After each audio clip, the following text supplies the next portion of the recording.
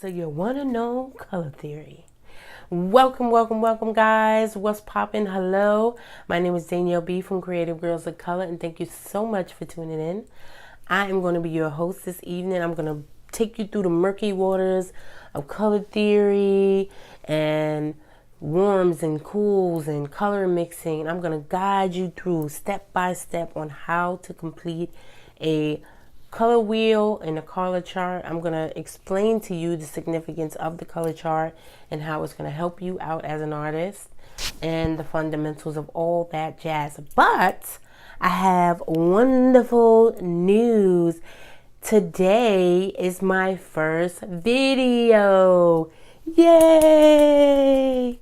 I'm like super excited, over the moon about it. I'm so glad you guys could come here and be on my journey.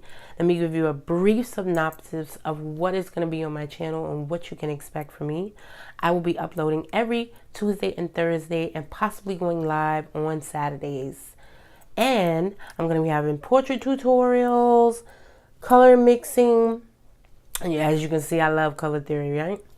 So it's going to be portrait tutorials, florals, and possibly some jewelry mixed in there, arts and crafts, card making, all types of fun activities for you and your family, friends, whoever wants to basically learn how to be an artist. If you're a beginner artist, this is definitely the channel for you. Or if you're beginning like in metalsmithing or anything like that, this is definitely going to be the channel for you to tune in. Now, if you like this type of content, be sure to subscribe. Don't forget to hit the button so that you can get all the notifications and all the activities and all the things that's going to be going on my channel. I'm going to have all the materials that I'm using in this particular tutorial down in the description box below. So you can look at that, as well as Let's Get Social, so that you can look me up on social media. Contact me. I'm located in the Baltimore area for any local artists that would love to be in contact with me. And let's get in to the tutorial. Okay guys, so let's talk about the color wheel. Okay, here's my color wheel. I would definitely recommend that you guys get a color wheel, invest in a color wheel. It is going to be the most wonderful investment that you make in your life, and it's a small investment. It doesn't cost that much money. I bought this from a local art store in my area here in Maryland, and you can get any brand. It really doesn't matter what it is. This is a pocket color wheel. They come, I think they come in like 2 or 3 different sizes.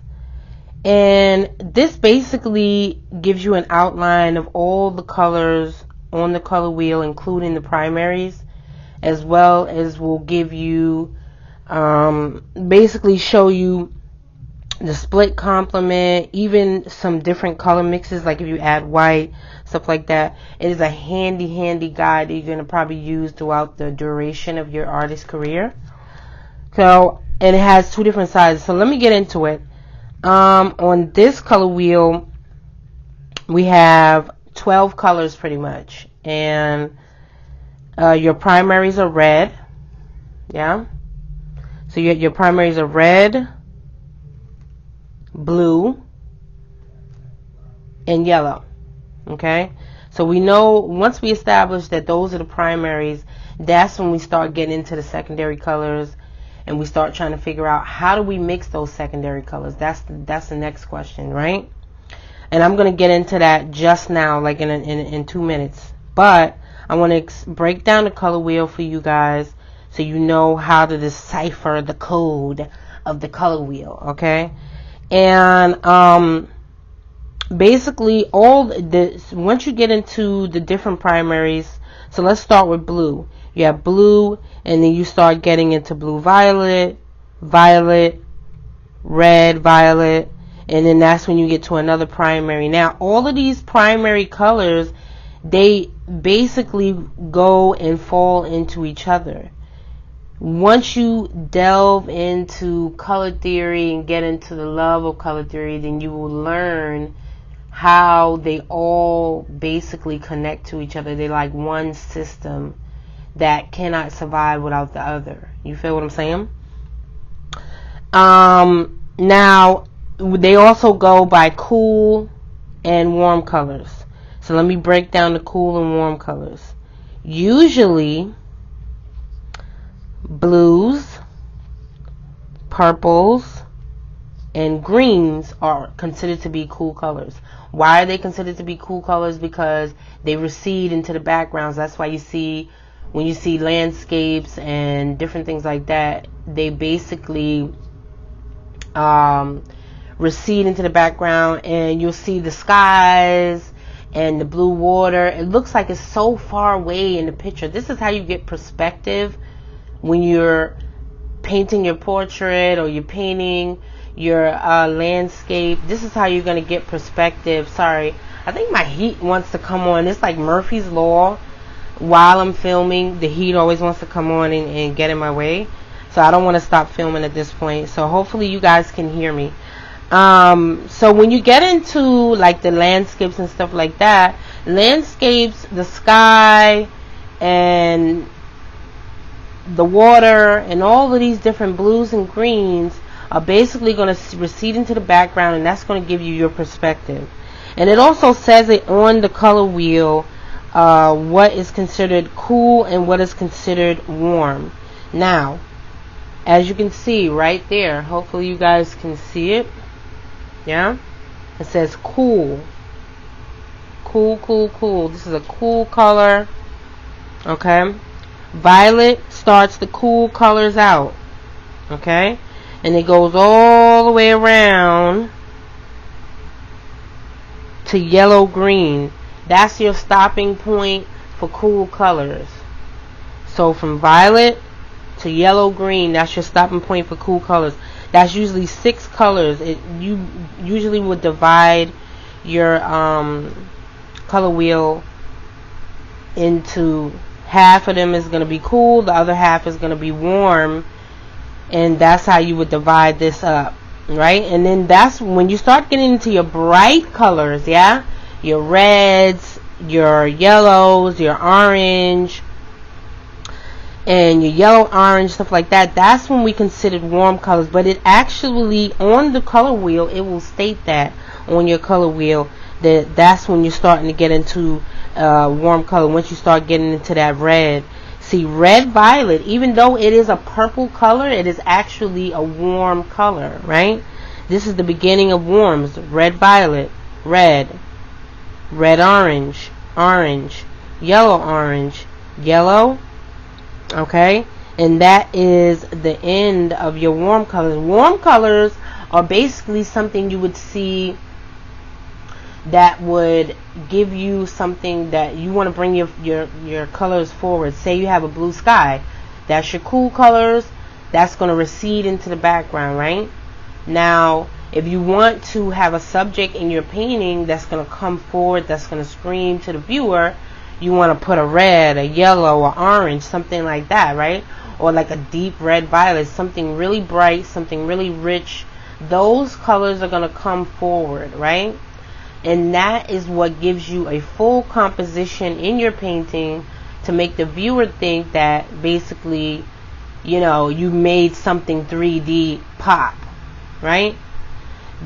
All of this goes into the full richness and the composition of being an artist. You gotta have all these little tricks in your bag to make your painting pop and look 3D. Okay, so also the handy thing about it is that on the back side, yeah, which is beautiful, on the back side it gives you all of these different values of what things would look like if you shift the color, maybe if you add white, something like that. And it also gives you a split complement, right? Now, on the back, in the middle, you'll know what is a complement. Like, for instance, let's take blue. Blue is a complement for orange, right? Let's go to red. Red is a complement for green, yeah? Let's go to yellow. Yellow is a complement for purple, and purple is a complement for yellow. You know, they're interchangeable.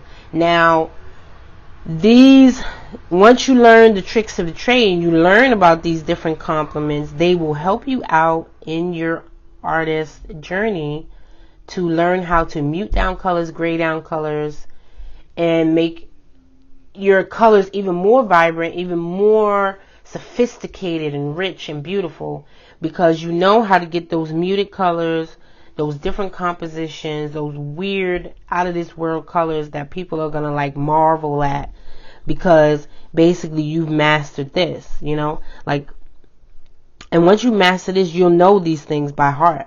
But in the meantime and in between time, you can always refer to your color wheel for everything that you needed to know. Now, of course, it also has the grayscale, right? The grayscale will also tell you about the different values. And values, if you don't know what I mean by values, values has to do with basically different shades. Like, it's not that serious. People always saying values, values, values. Like, when I first started doing art, I'm like, what are the people even talking about? Values, values, values. Values is just different shades, okay?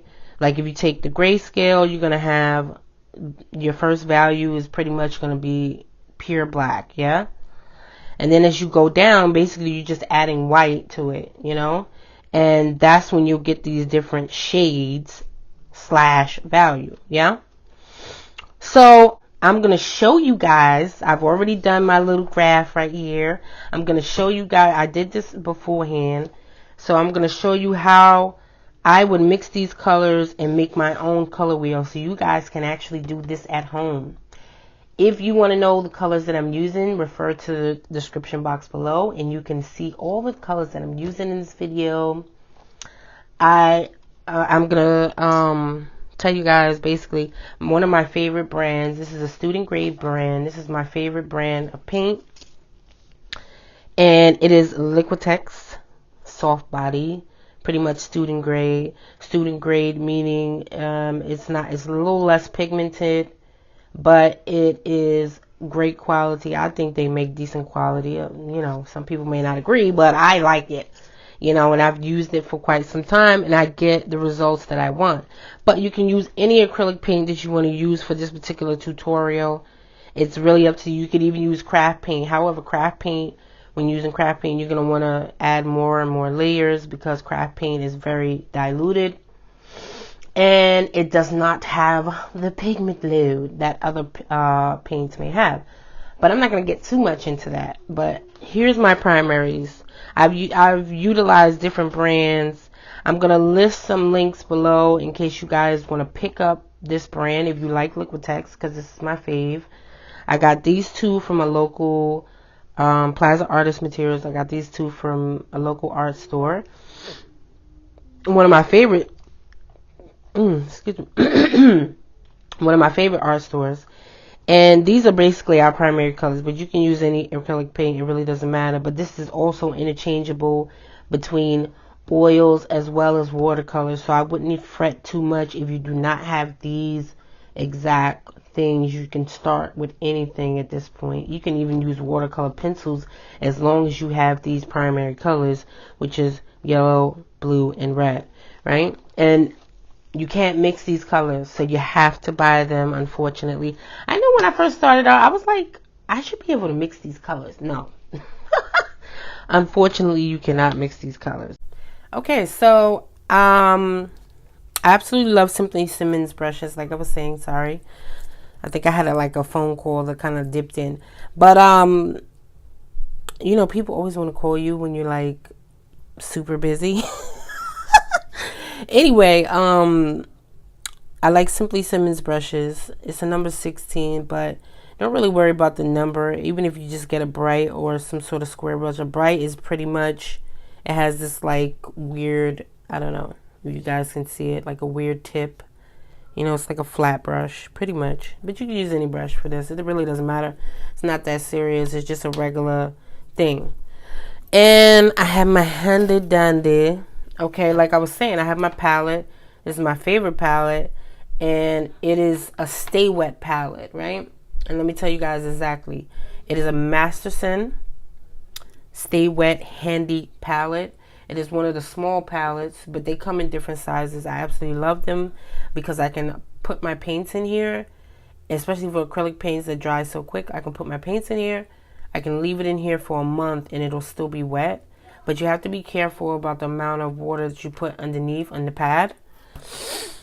So I definitely wouldn't wet it too much. I have like a regular paper I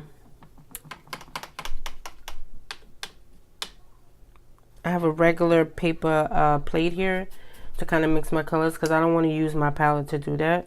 So let's go ahead and do something real easy, and let's get the primaries down first because I've done enough talking. This is straight up red out of the tube. You don't have to be fancy with it, just lay it down. And I'm not mixing any colors right now, so I'm telling people not to be fancy with it, but I'm like OCD. So I gotta kind of lay things down the way they're supposed to be. Yeah.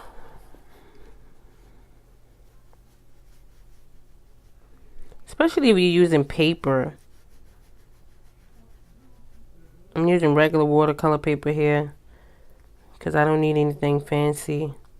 I'm going to use this, and you can also use this to refer to on a regular basis. This is good practice because you can watch somebody all day. And now I'm going to wash my brush out because I don't want my colors to be mixing.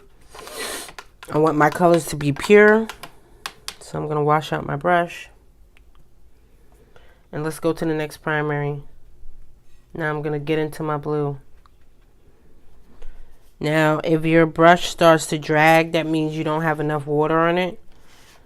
So go ahead and get a little bit more water on your brush.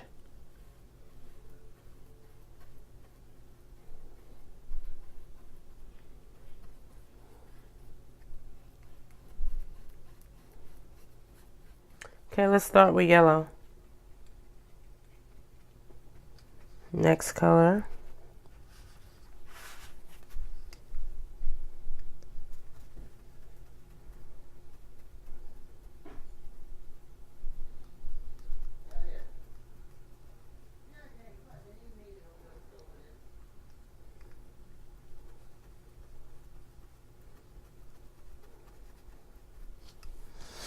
Okay, that's looking beautiful already, yeah. Alright, now the fun begins. Try not to reach over. Okay, I'm still washing off my brush. Now, let's start with the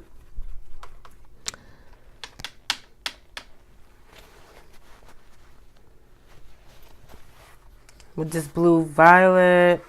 I want a little bit of blue violet, yeah. So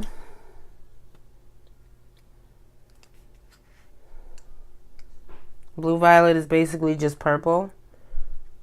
So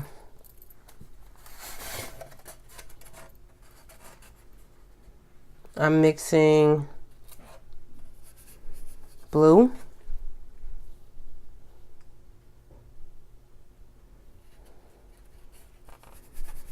a little bit of red. And there you go. Voila, that is purple. Can you see that, guys? Purple. So that's your blue violet, which is basically red. I mean, which is basically like purple, but it says it wants blue violet, so I'm gonna add a little more blue. So it's not so much straight up purple, you know what I'm saying? A little more blue. Okay?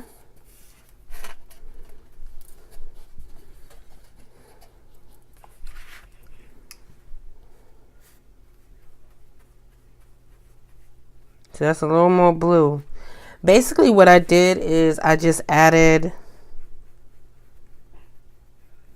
red and blue together, but you're going to have more blue than red. So it's not going to be equal parts. I say my brush is starting to drag, so let me get a little bit of water.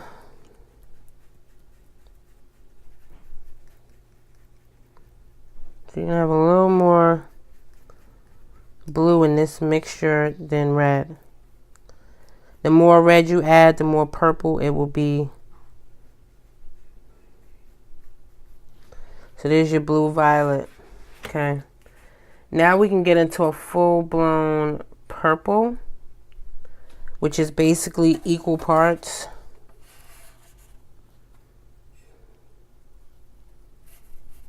Equal parts red.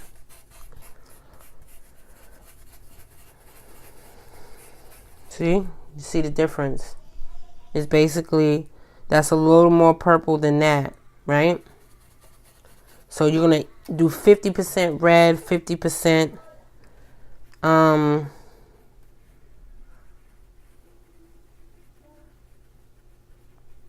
to get your violet tone.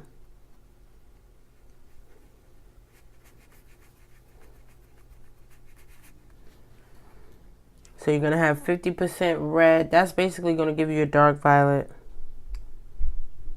That's basically going to give you a full-blown purple, pretty much.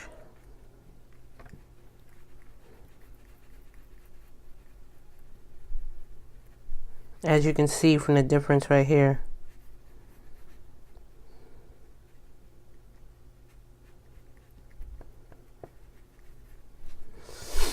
See? It's a darker value. This one has a little more blue, right? So that's your blue violet, okay? And that's regular blue. That's blue straight out of the tube. This is blue violet. You're gonna probably have maybe a 40, 70, 40. Lord have mercy. I don't know no math. It requires math, so my brain is like, what? No, you don't know what's going on. Basically, you want to put 70 to 30 ratio for the blue violet. You basically want to have more blue than you have red, okay? Now, the regular violet, which is regular straight up purple, that is going to be your 50% ratio, which is 50% red, 50% blue. Right? Now we're going into the reds, which is these are the warmer colors. And I'm getting my hand in the paint. Oh, that's nice. Make sure you keep a rag by your table. I try to wipe my rag off before I wash it off in my bucket.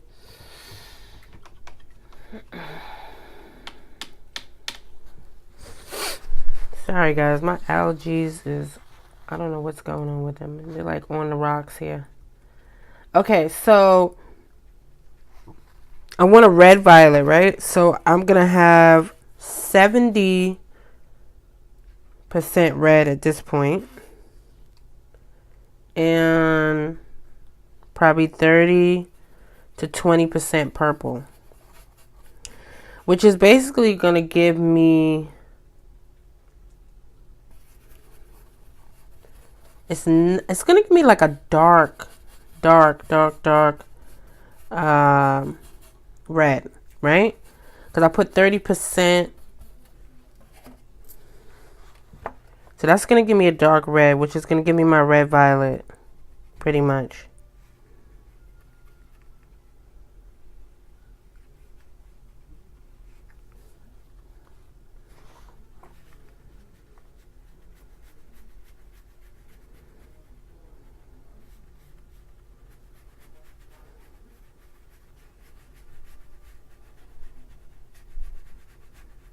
So what did we say that was? That was 30.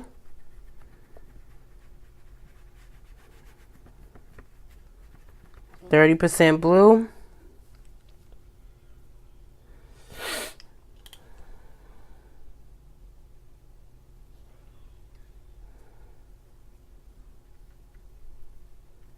Now, if I was you, I would actually add basically it's different ways to get it the way you really want it, but I I would add a little magenta to this if I was you guys. I'm just adding a little more purple, a little more blue to this mixture to give me more kind of like a red violet. So I would say a 40-60 mix. Yeah, that's kind of like a red violet. Okay, and you're going to get different values, basically different shades depending on the type of red and the type of blue and the type of yellow that you use. I also would recommend that you guys add quinacridone magenta to your palette because that's really good. It's a really wonderful kind of like pinky red. Okay guys, so we did our blue-green, we did our blue-green mixture. And according to the color wheel, we are pretty much almost dead on here. Yeah. And that is a mixture of 90% phthalo blue with or 95% phthalo blue with a hint, and I do mean a hint, a smidge, 10%, 5% cadmium yellow. And I put a little bit of white, like very little, like not even a lot, okay? A little bit of white into it just to beef it up and make it feel good, yeah? And here we go. There's our blue-green, which is more like a turquoisey type of color. Again, this is good for seascapes, skies, hair, you know, whatever you want to do. If you want to have like some electric blue hair, go for it. Do your thing. Because that is our blue-green. I'm just going to put a little more, a little smidge more yellow to it.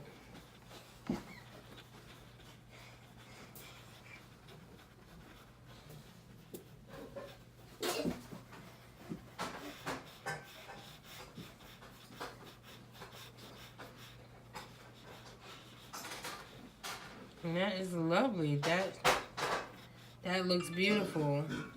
And if you guys made it to the end, you are absolute superstar. Thank you so much for hanging in there.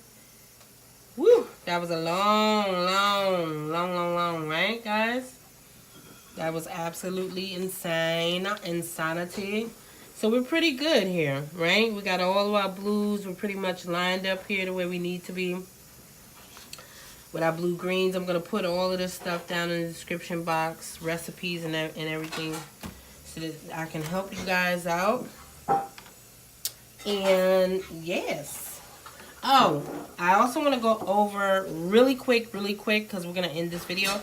I want to go over the grayscale real quick. I actually took the liberty of blocking this in prior.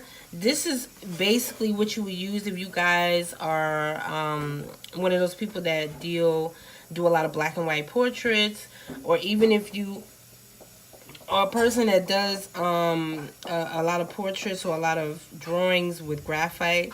You would definitely want to know your grayscale. This is basically almost black. Your first value, which is the different shades, this is almost black with a hint of white, okay? And then you go you slowly increase your value of white as you go down the value scale. There should always be like 10 values of gray. And that's in anything. That's and you can also refer this, you can basically convert this grayscale over to any color. Like say you do orange, you can bump your oranges up 10 values or anything like that. Now the 10th value is almost all white with a very little bit of black. And in this case, I used Mars Black for your grayscale. Alright guys, so thank you so much for tuning in. I appreciate you guys. I will catch you guys on the next video. Stay creative. Peace.